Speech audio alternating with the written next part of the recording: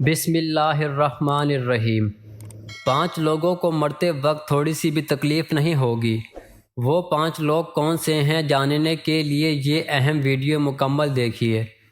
نزا کے وقت مسلمان کو جو تکلیف ہوتی ہے اس پر اللہ رب العزت کی جانب سے نیکیاں عطا کی جاتی ہیں، جیسا کہ سنن ابن ماجہ میں روایت حضرت عائشہ رضی تعالیٰ عنہ مروی ہیں کہ رسول اللہ صلی اللہ علیہ وسلم ان کے پاس تشریف لائے، اس حال میں کہ ان کے پاس ان کا کوئی قریبی رشتہ دار موت کی سختی میں مبتلا تھا۔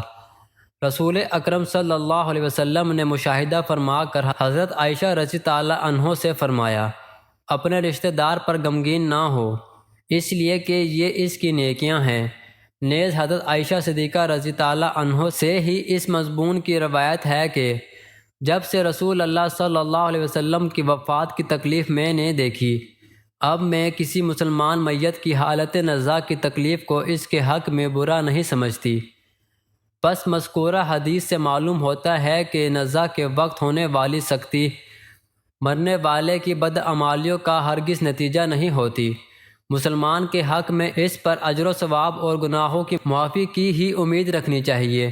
ناظرین، وہ 5 لوگ جنہیں مرتے وقت تکلیف نہیں ہوگی، حضرت سیدنا عثمان غنی رضی تعالیٰ عنہ نے فرمایا تھا، دنیا میں 5 لوگ ایسے ہیں جن کو مرتے وقت تکلیف نہیں ہوگی، ان کی روح آسانی سے نکلے گی۔ حالت نزا میں انسان کی آدھی روح اندر ہوتی ہے اور آدھی روح باہر ہوتی ہے، اور بندہ تکلیف میں ہوتا ہے۔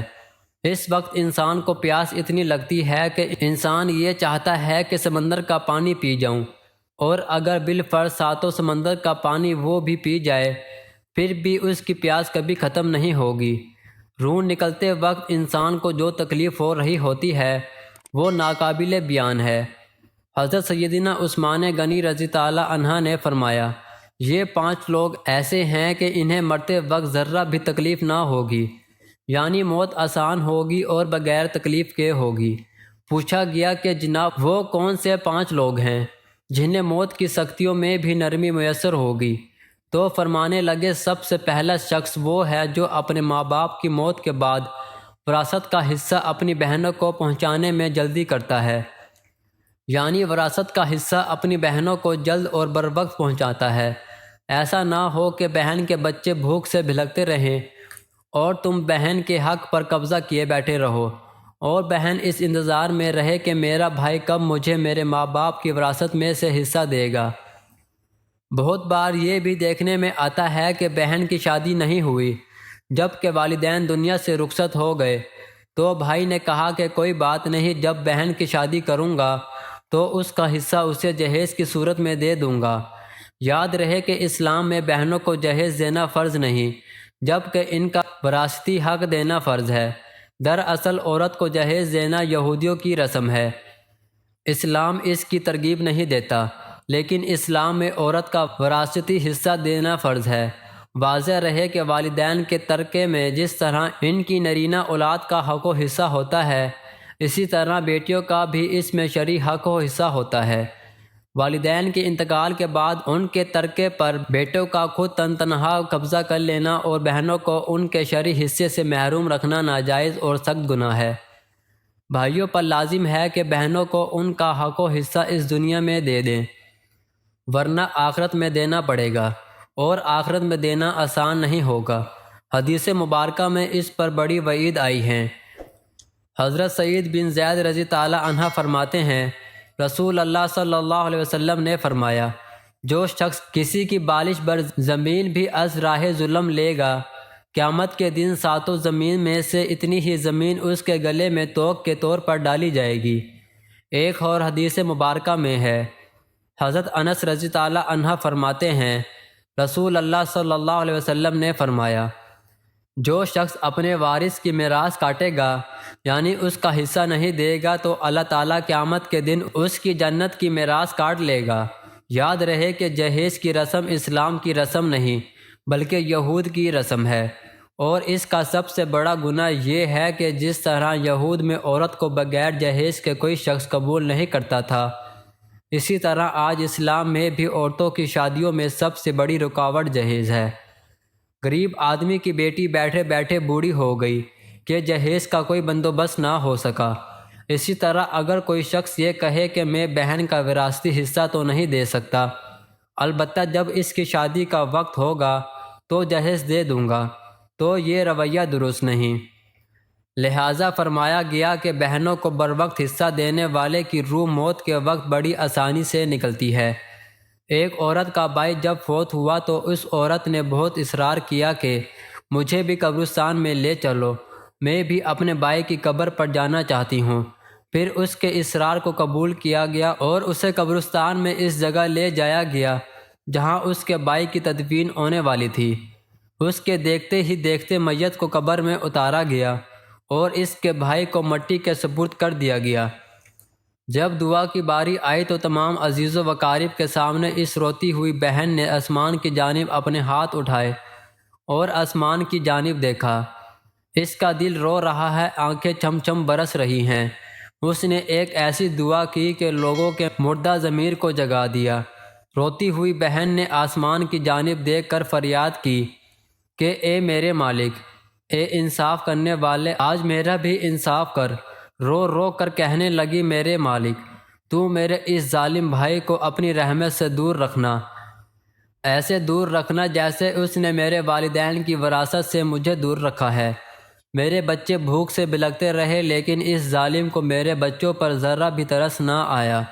میں اپنے بچوں کو حرام جانور کا گوشت کھلانے پر مجبور ہوئی۔ میرے بچوں نے بڑی ہی غربت کی زندگی گزاری ہے، جبکہ میرے اس ظالم بھائی کو کبھی بھی حیا نہ آئی، کبھی بھی رحم نہ آیا کہ میں اپنی بہنوں کی وراثت جو ان کا حق ہے اسے ادا کروں۔ اے میرے مالک، تو آج انصاف کر دے، اور جس طرح اس نے میری وراثت کے حق سے مجھے دور رکھا ہے اسی طرح تو اسے اپنی رحمت سے دور کر دے۔ تو ناظرین، صرف ایک لمحے کے لیے دل پر ہاتھ رکھ کر یہ سوچو کہ جب تم اپنی بہنوں کو ان کی وراثت کا حق ادا نہیں کرو گے تو کیا تمہاری بہنیں تمہارے لیے مغفرت کی دعا کریں گی یا جہنم کی بد دعا کریں گی؟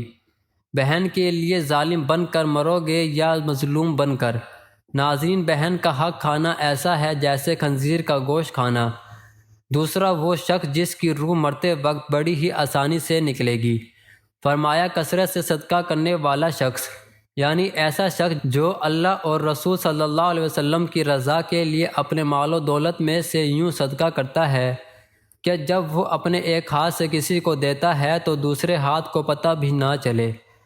یعنی جو انسان کثرت سے صدقہ کرے اس کی موت کے وقت اس کی روح آسانی سے نکلے گی اور جاگنے کا عمل اس کے لیے تکلیف دہ نہ ہوگا۔ نمبر 3، ایسا انسان جو اپنی فیملی سے اچھا سلوک کرنے والا ہے، یعنی اپنے ماں باپ، بیوی، بچوں اور بہن بھائیوں سے نرم دلی کا رویہ رکھنے والا ہے، اپنی بیوی بچوں سے پیار کرنے والا ہے، حلال کا لقمہ کھا کر اپنی بیوی بچوں کی کفالت کرنے والا ہے۔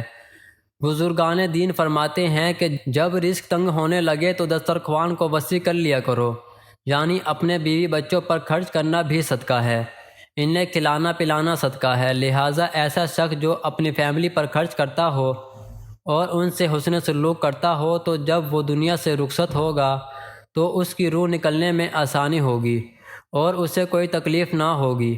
اسی طرح حضرت عثمان غنی رضی اللہ عنہ نے فرمایا، جو شخص یہ سوچ کر نماز ادا کرتا ہے کہ جو نماز وہ ادا کر رہا ہے وہ میرے نبی صلی اللہ علیہ وسلم کی آنکھوں کی ٹھنڈک ہے، نماز دین کا ستون ہے، نماز مومن کی معراج ہے۔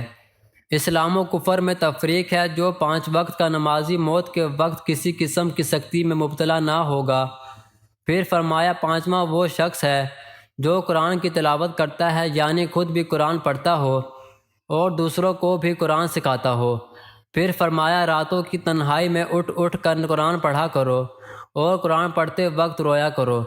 فرمایا کہ اگر رونا نہ بھی آئے تو رونے کی کوشش کر لیا کرو۔ حضرت علی حجویری گنج بخش رحمۃ اللہ علیہ سے کسی نے پوچھا کہ حضرت اگر رونے کی کوشش بھی کریں اور پھر بھی رونا نہ آئے تو پھر کیا کریں؟ تو فرمایا کہ پھر اپنے مقدر پر رویا کرو۔ کیا تم اتنے سنگ دل ہو گئے ہو کہ تمہاری آنکھوں سے آنسو نہیں بہتے؟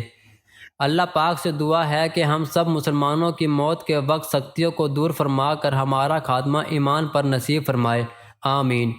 ناظرین، کمنٹ باکس میں اللہ کے 99 ناموں میں سے ایک نام ضرور ٹائپ کریں۔